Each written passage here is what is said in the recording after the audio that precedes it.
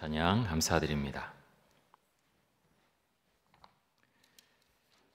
솔로몬에 대한 말씀을 이제 계속 보고 있습니다.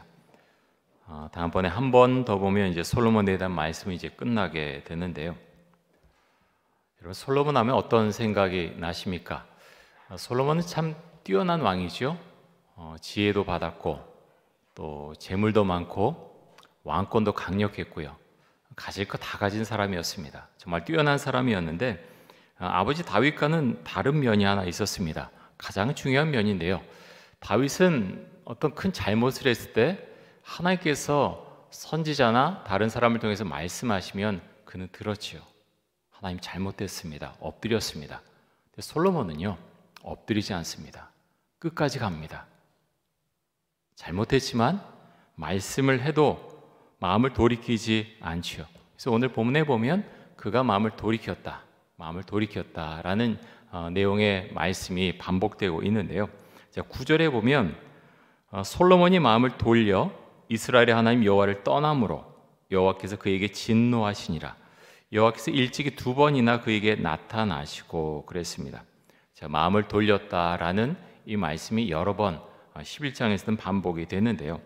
3절에 보면 그의 여인들이 왕의 마음을 돌아서게 했다라고 말씀하고요. 또 4절에도 보면 그의 여인들이 그의 마음을 돌렸다라고 말씀하고 있습니다. 이방의 여자들이 솔로몬의 마음을 하나님에게서 멀어지게 또 돌아서게 한 것이죠. 솔로몬 같은 경우는 다른 왕들보다 더 정략 결혼의 비중을 훨씬 더 높였던 것이 보이는데요. 3절에 보면 솔로몬의 후궁이 몇 명이요? 700명. 그리고 첩이 300명. 우리 예배당 안에 다 들어올까요? 굉장히 이제 엄청난 그 아내와 또 첩을 두고 있는데 이름도 잘 몰랐을 것 같고 얼굴이나 잘 기억했을까 잘 모르겠습니다. 근데 솔로몬 정말 하지 않아야 될 행동을 했죠. 후궁과 첩을 합쳐서 1000명입니다. 이런 가운데서 올바른 정치, 정말 하나님께서 원하시는 정말 그가 그렇게 기도하지 않았습니까? 하나님께서 내가 무엇을 너에게 줄까 그랬을 때 이 백성을 올바르게 재판할 수 있는, 다스릴 수 있는 지혜를 달라고 그가 그렇게 구했거든요. 근데 그것을 받았는데 올바르게 사용하지 않죠. 여러분, 솔로몬이 처음에 결혼한 여자 누굽니까? 여기 열왕기상 3장 1절에 보면 그 여인이 나오는데요. 솔로몬이 애굽의 왕 바로와 더불어 혼인 관계를 맺어 그의 딸을 맞이하고 그랬습니다. 솔로몬이 애굽의 왕 바로와 더불어 혼인 관계를 맺어 이방 여자, 그 근방에서 가장 강력한 그 애굽의 왕의 딸을 아내로 맞이했다라고 하는 것입니다. 참 여기부터 사실은 출발부터가 참 어떻게 봐야 될까요? 참 쉽지 않은 출발을 벌써 한 것이죠. 다윗도 사실 부인이 여러 명이었습니다. 8명의 아내 이름이 나오고요. 또 10명 이상의 첩이 있었죠. 하지만 다윗은 이방 여자와는 결혼하지 않았습니다. 반면에 솔로몬은 처음부터 애굽의 왕인 바로의 딸과 결혼을 하죠. 또 주변 여러 나라의 왕족들과 연이어서 결혼을 합니다. 정략 결혼을 계속했던 거죠. 역사를 보면 고대 왕들은 나라의 평화 또 안보를 위해서 이웃 나라의 왕족과 정략 결혼한 경우가 굉장히 많았습니다. 그런데 여러분, 이스라엘은 사실 그런 나라가 아니지 않습니까? 이스라엘은 다른 나라입니다. 이스라엘은 하나님께서 왕이시고요, 하나님께서 다스리시는 그런 나라입니다. 솔로몬도 이것을 알고 있었을 텐데요. 근데 무시합니다. 나중에 가면 무시하죠. 나중에 대가를 톡톡히 받게 되는데 왜 그것을 모른 척하고 그냥 넘겼던 것일까요? 전 말씀을 보면서 사람이 너무 잘 나가면 이런 일이 생긴다, 그런 생각하게 됩니다. 자기도 모르게 교만한 마음이 찾아오는 거예요. 교만한 마음. 성공을 향해서 질주해 가잖아요. 거칠 것이 없습니다. 아무도 자신의 왕권에 도전한 사람도 없고요, 자신의 나라를 침략하는 나라도 없고 거칠 것이 없는 거예요. 그냥 막 갑니다. 얻을 거 다 얻었지요. 후궁이 700명이고 또 첩이 300명에다가 할 수 있는 거 다 하잖아요. 그러면서 고대 왕들은요, 또 그런 생각하게 됩니다. 많은 그런 이방 여인들이 들어와서 이방의 신들을 섬기면서 살게 되는데, 고대 왕들은요, 사실 왕권이 강력하면 그 사람 자체가 누굽니까? 신이지요. 신입니다. 그런 속에서 여러 가지 생각을 하지 않았을까? 물론 이방의 신들을 막 섬기면서 이상한 행동을 하고 신전 세우고 그렇게 살긴 하지만, 한편 솔로몬의 마음 가운데 교만한 마음이 들어와서 자신이 하나님을 섬기는 것 잘못했다고 엎드려야 되는데, 그게 아니라 신과 같은 존재, 신적인 존재, 강력한 왕권을 가진 존재, 다른 왕들은 그렇게 사는데 나는 그렇게 살면 안 되나? 혹시 그런 생각을 했을 수도 있습니다. 그래서요, 사실은 너무 잘 나가면 그때 문제가 생기는 경우가 많습니다. 다윗은 사실은 잘 나갔지만 계속해서 어떤 문제가 일어났죠. 자신의 아들에게까지 쫓겨다니는 그런 신세가 됐는데, 솔로몬은요 사실 너무 잘 나갔던 거예요. 그래서 그를 막아 세울 그런 사람들이 사실은 당장은 없었고, 솔로몬의 사후에 여러 명의 대적들이 나타나지 않습니까? 그러면서 솔로몬은 사실은 너무나 교만했고요. 그러면서 하나님께서 정말 절대로 금하신 것, 이방 여인과 결혼하지 말라 그랬는데 한 명도 아니고요, 수도 없이 많이 결혼을 했지요. 자, 하나님께서 이방 여인들과 이스라엘 사람들은 결혼하지 말라 그랬는데 그 이유가 무엇입니까? 모세를 통해서 이제 말씀하시는데요. 출애굽기 34장 16절 말씀입니다. 또 내가 그들의 딸들을 내 아들들의 아내로 삼음으로 그들의 딸들이 그들의 신들을 음란하게 섬기며 내 아들에게 그들의 신들을 음란하게 섬기게 할까 함이니라.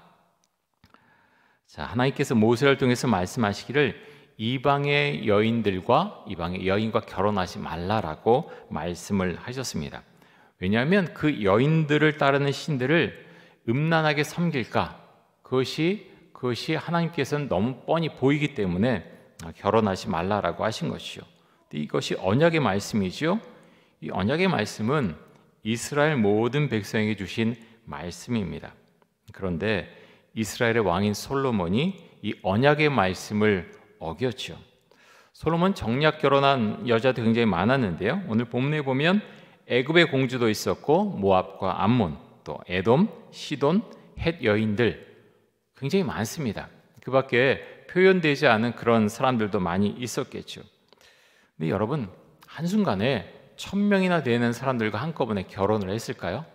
그렇진 않았겠죠. 그렇게 할 수도 없었을 것입니다. 그렇다면 굉장히 오랜 시간을 두고서 자신의 여자들과 결혼했음을 알 수가 있습니다. 다시 말해서 솔로몬의 불순종은 오랜 시간 동안 지속되었다고 하는 것입니다. 물론 솔로몬이 나이가 들어서 지은 전도서 같은 말씀을 보면 참 모든 것, 젊을 때 그렇게 행한 것 후회하는 모습을 많이 보이죠. 하지만 그렇다고 해서 그가 행한 잘못이 모두 없어지는 것은 아닙니다. 자, 열왕기상 11장 1절에서 3절까지 말씀 한번 보겠습니다. 자, 솔로몬 왕이 바로의 딸 외에 이방의 많은 여인을 사랑하였으니 곧 모압과 암몬과 에돔과 시돈과 헷 여인이라. 여호와께서 일찍이 여러 백성에 대하여 이스라엘 자손에게 말씀하시기를 너희는 그들과 서로 통혼하지 말며 그들도 너희와 서로 통혼하게 하지 말라. 그들이 반드시 너희의 마음을 돌려 그들의 신들을 따르게 하리라 하셨으나 솔로몬이 그들을 사랑하였더라. 왕은 후궁이 700명이요 첩이 300명이라. 그의 여인들이 왕의 마음을 돌아서게 하였더라. 자, 1절에 보면 솔로몬이 바로의 딸 외에 이방의 많은 여인을 어떻게 했다고요? 사랑했다 그랬습니다. 정말 사랑했을까요? 1000명의 여인을 굉장히 이제 감당하기가 벅찼을 텐데 사랑했을까요? 근데 사랑했다고 하는 이 번역된 단어는요, 1절에 보면 이제 많은 여인을 사랑하였으니 그랬고요. 또 2절에도 제일 뒤쪽에 보면 솔로몬이 그들을 사랑하였더라 그랬는데, 여기서 사랑했다라는 이 히브리어 단어는 바라크라고 하는 단어입니다. 바라크라고 하는 단어인데, 바라크는요 달라붙다, 집착하다 그런 의미를 갖고 있어요. 달라붙다, 집착하다. 그러니까 이 솔로몬이요, 물론 사랑 어디까지 했는지 모르지만 이 여인들에게 집착했다는 거예요. 집착했다.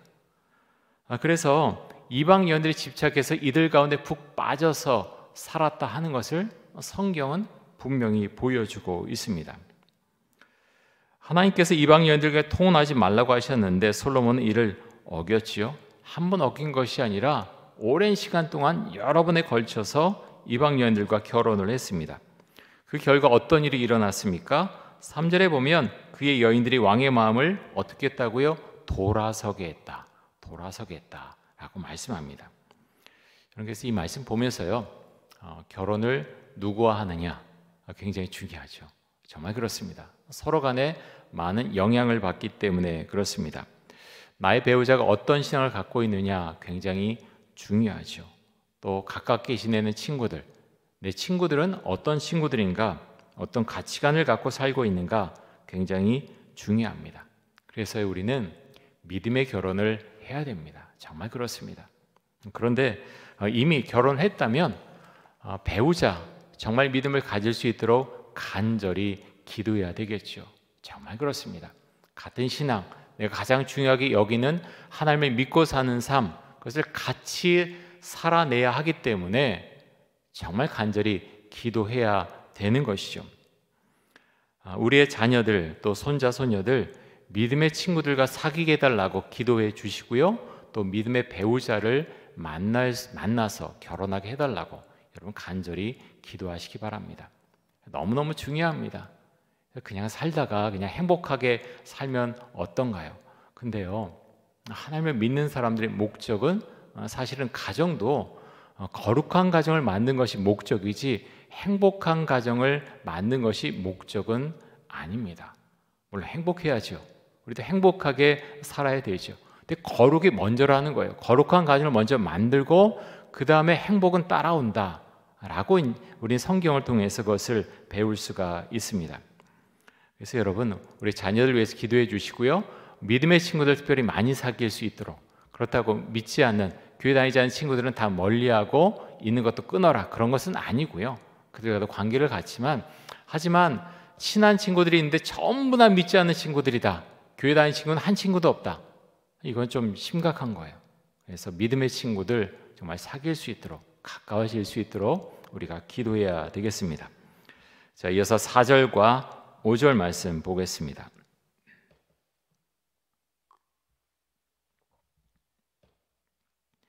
솔로몬의 나이가 많을 때 그의 여인들이 그의 마음을 돌려 다른 신들을 따르게 하였으므로 왕의 마음이 그의 아버지 다윗의 마음과 같이 아니하여 그의 아버지 그의 하나님 여호와 앞에 온전하지 못하였으니 이는 시돈 사람의 여신 아스타롯을 따르고 암몬 사람의 가증한 밀곰을 따름이라. 자, 솔로몬이 이제 달라졌다라고 말씀하고 있는데요, 여러 신들의 이름이 나오죠. 시돈 사람의 여신 아스타롯, 이 아스타롯은 시돈 사람들의 여신이기도 하지만 베니게인과 가나안인과 또 애굽 사람들이 섬기는 여신이기도 했습니다. 이 아스타롯은요, 바알의 배우자로 알려져 있죠. 바알과 아스타롯이 같이 나옵니다. 바알은 폭풍과 풍요의 신이고요, 반면에 아스타롯은 사랑과 번영의 신, 전쟁의 여신으로 알려져 있죠. 암몬 사람의 밀곰을 따른 이스라엘 왕들이 참 많았는데요, 7절에 보면 암몬 사람의 가증한 몰록이 나옵니다. 앞에서 나온 밀곰과 몰록, 같은 신이 아니었을까 그렇게 보는데요, 좀 다르게 보는 그런 학자들도 있습니다. 유사하지만 조금 다른 신의 목록이 아닐까 그렇게 보는 학자들도 있지만, 또 반면에 같은 신이다라고 보는 학자들도 많이 있습니다. 자, 몰록을 믿는 사람들은 자신의 자녀를 제물로 바쳤습니다. 제물로 바쳤다는 게 뭔가요? 죽였다는 겁니다. 맏아들, 특별히 맏아들. 왕의 맏아들이면 어떻게 됩니까? 잘하면요 왕이 되는 거예요. 그런데요, 왕이 되기 전에 제물로 나라를 위해서 아니면 자신을 위해서, 왕을 위해서 죽였다는 거예요. 여러분, 그게 정상입니까? 정상이 아니잖아요. 정상이 아닌데요, 신을 믿는다는 게 정말 무섭다는 생각이 들어요. 그 사람 이방신에 빠져 있으면 맏아들을 바치라는 그 말씀에 대해서 거역하지 못하는 겁니다. 이스라엘 왕들조차 자신의 맏아들을 제물로 불태워서 그렇게 바치는 거죠.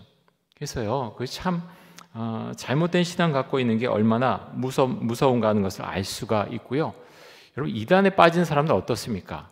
우린 참 그것이 보이는데 빠져 있으면요, 그것이 보이지 않는 거예요. 잘못된 거, 정말 잘못 가고 있는데 그래서 이단에서 빠져나오지 못하는 경우가 정말 많이 있습니다. 자, 이어서 6절에서 8절까지 말씀 보겠습니다. 솔로몬이 여호와의 눈앞에서 악을 행하여 그의 아버지 다윗이 여호와를 온전히 따름같이 따르지 아니하고 모압에 가증한 그모스를 위하여 예루살렘 앞 산에 산당을 지었고 또 암몬 자손의 가증한 몰록을 위하여 그와 같이 하였으며 그가 또 그의 이방 여인들을 위하여 다 그와 같이 한지라. 그들이 자기의 신들에게 분향하며 제사하였더라. 솔로몬은 여호와의 눈앞에서 악을 행했습니다. 하나님께서 솔로몬이 하는 모든 것 다 보고 계셨죠. 여러분, 우리도 마찬가지 아닙니까?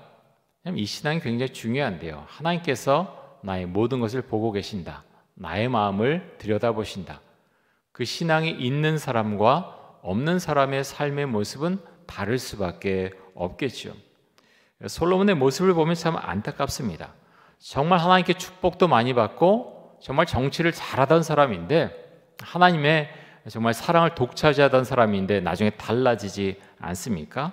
솔로몬은요, 처음에 이스라엘의 왕이 되었을 때 참 겸손하고 감사하는 마음이 그의 마음속에 많이 있었던 사람이에요. 근데 나중에 특별히 열왕기상 11장에 나온 솔로몬의 모습은 어떻습니까?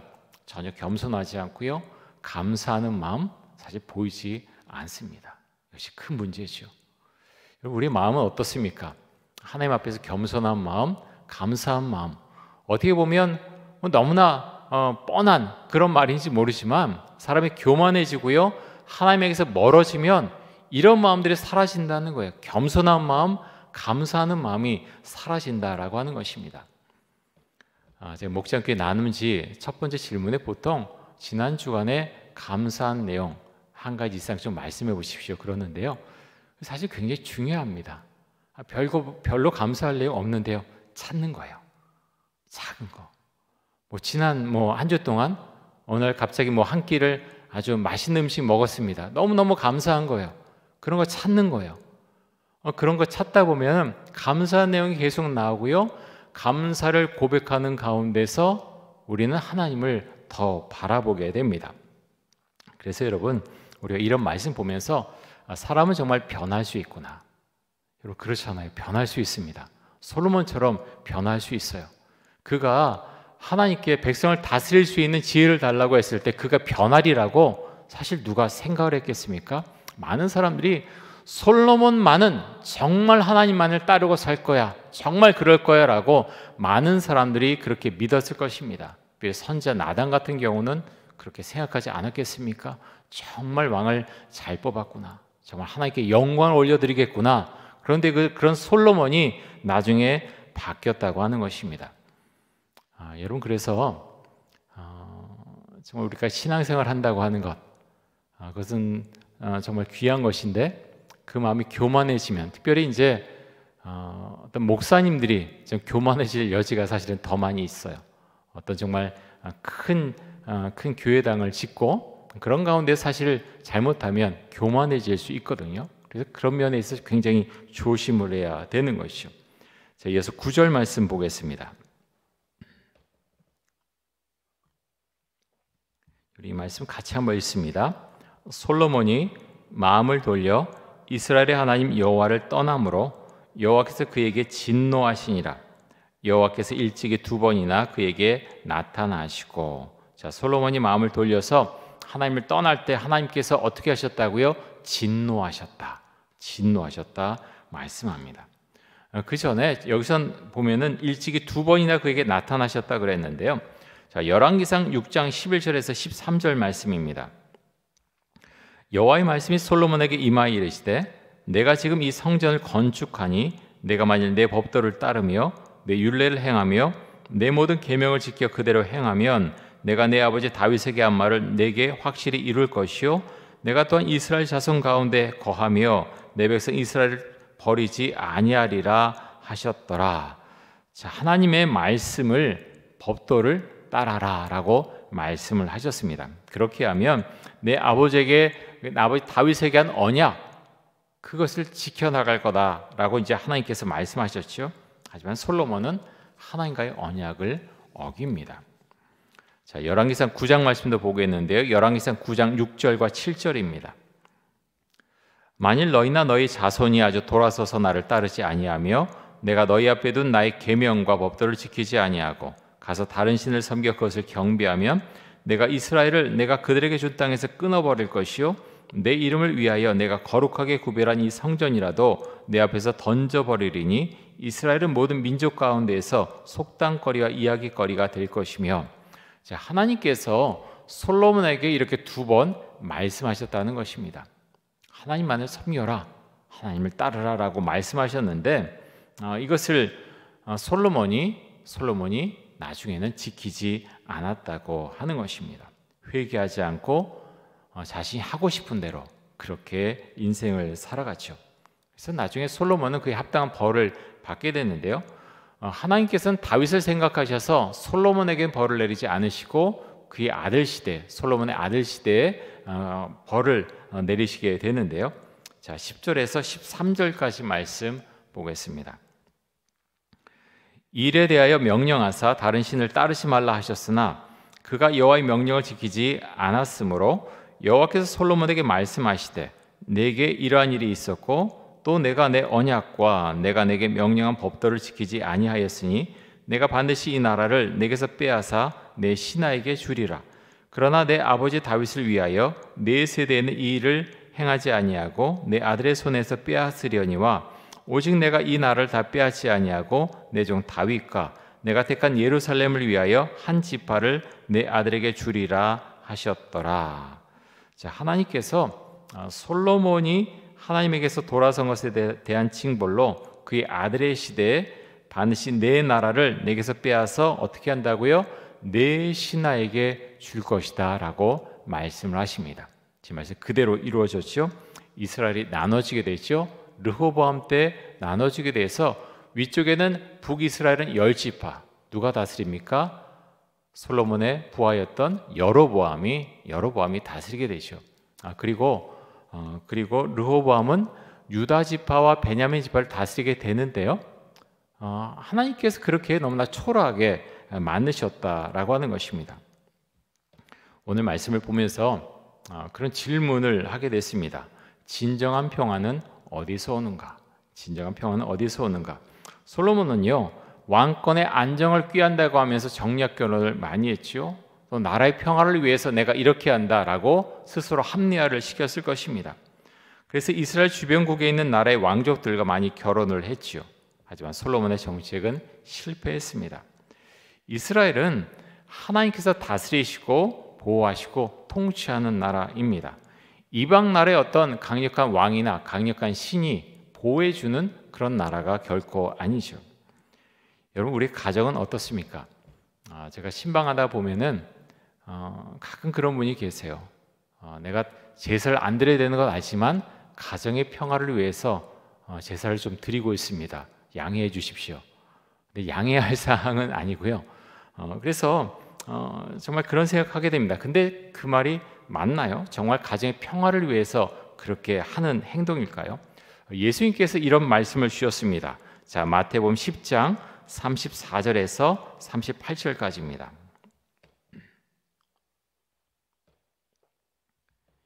우리 말씀 같이 한번 읽겠습니다. 내가 세상에 화평을 주러 온 줄로 생각하지 말라. 화평이 아니요 검을 주러 왔노라. 내가 온 것은 사람이 그 아버지와 딸이 어머니와 며느리가 시어머니와 불화하게 하려 함이니 사람의 원수가 자기 집안 식구리라. 아버지나 어머니를 나보다 더 사랑한 자는 내게 합당하지 아니하고 아들이나 딸을 나보다 더 사랑하는 자도 내게 합당하지 아니하며 또 자기 십자가를 지고 나를 따르지 않는 자도 내게 합당하지 아니하니라. 아멘. 여러분, 하나님을 모르는 분이, 예수를 모르는 분이 이 구절을 읽으면 엄청나게 화를 낼 것 같아요. 이런 말도 안 되는, 당장 교회 나가지 마! 화를 아버지가 막 내지 않을까요? 아마 그렇게 할 것 같아요. 근데 여기서 중요한 것이 무엇입니까? 하나님을 가장 사랑해야 된다.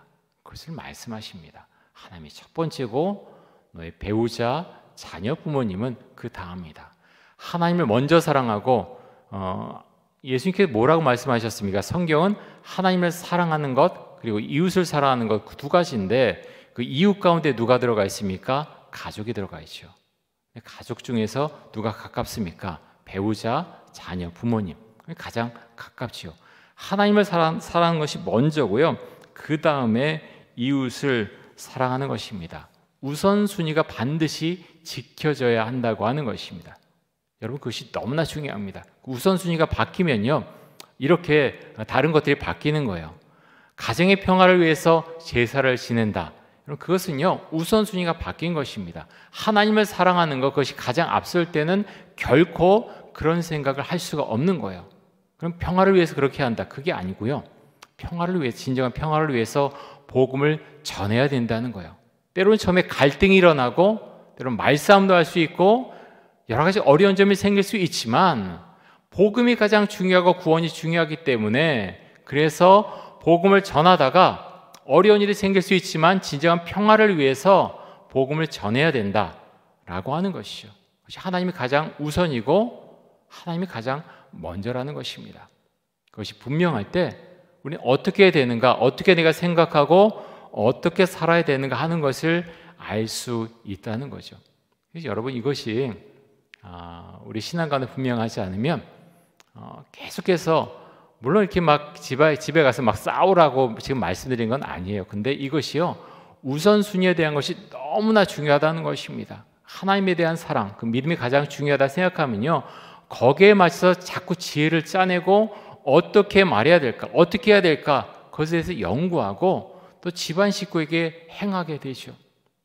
구원이 너무나 중요하기 때문에 나의 자존심을 좀 내려놓고 어떻게 하면 구원을 받게 할 수 있을까 그것에 집중하게 된다고 하는 것입니다. 그래서 여러분 우리에게는 그것이 너무나 중요합니다. 어떻게 행해야 되는가, 어떻게 살아야 되는가 우선순위가 분명히 정해져야 되겠고요. 또 예수님께서 말씀하시기를 자기 십자가를 지고 나를 따르지 않는 자도 예수님에게 합당하지 않다라고 말씀을 하셨습니다. 여러분에게 주신 십자가는 어떤 십자가입니까? 십자가는 지난 주일에도 말씀드렸지만 사실 가벼운 십자가는 아니에요. 뭐 이렇게 해서 너무 쉽게 막 돌리면서 그렇게 갈 수 있는 그런 가벼운 십자가, 풍선 같은 십자가라면 그런 말씀도 하지 않으셨겠지요. 십자가는 무거울 수 있지만요 지고 가는 게 때로는 너무나 버거울 수 있지만 그 십자가를 지고 갈 때 그것이 승리의 길이고 기쁨의 길이고 정말 참된 평화가 있는 길이라고 하는 것입니다.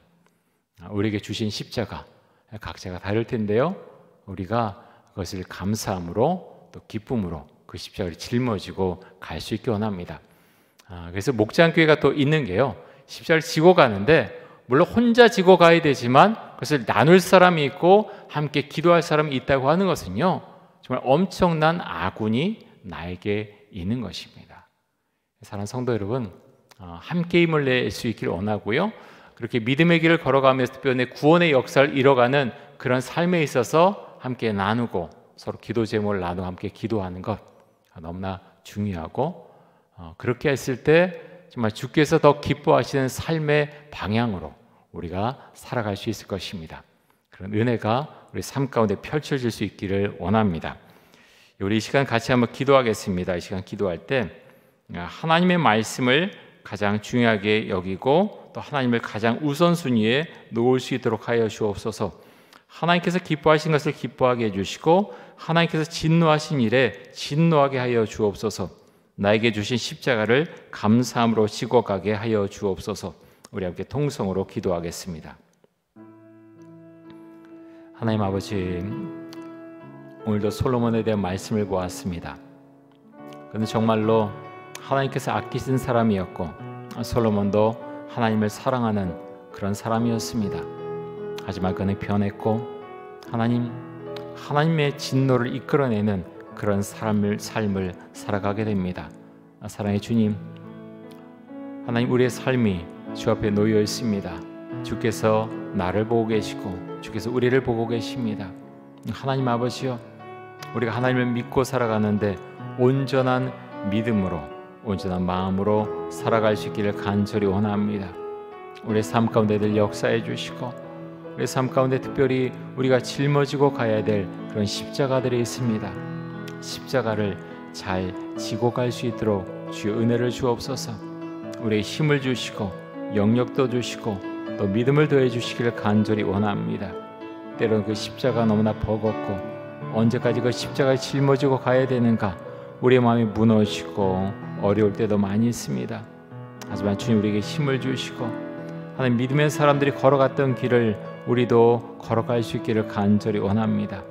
아브라함이 걸어갔던 믿음의 길, 다윗이 걸어갔던 믿음의 길, 또한 베드로와 바울 사도가 걸어갔던 그 믿음의 길을 우리도 걸어갈 수 있기를 간절히 원합니다.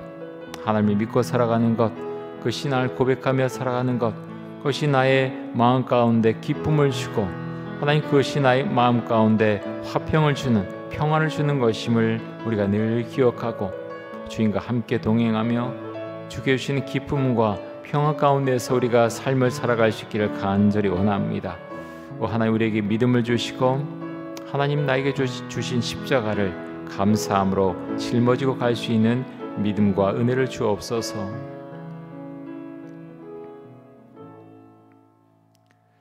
하나님 감사합니다. 오늘도 솔로몬에 대한 말씀을 우리가 살펴보았습니다. 솔로몬은 정말 하나님께서 아끼는 정말 사랑하는 사람이었지만 그는 주변에 있는 여러 가지 것들로 인해서, 특별히 이방 여인으로 인해서 그의 마음은 무너졌고 하나님에게서 돌아선 사람이 되었습니다. 하나님 우리의 신앙은 어떻습니까? 무엇을 바라보면서 무엇을 가지고 우리는 살아가고 있습니까? 하나님보다 앞서는 것이 아무것도 없기를 원합니다. 그것이 우리의 마음을 막고 또 하나님에게서 돌아서게 할까 두렵사오니 아버지여 하나님을 가장 우선으로 여기며 가장 중요하게 생각하고 말씀을 따라가며 승리하고 감사하는 삶을 살아갈 수 있도록 우리들 한 사람 한 사람 가운데 또 우리 가정 가운데 또 우리 교회 가운데 함께하여 주옵소서. 예수님의 이름으로 기도드립니다. 아멘.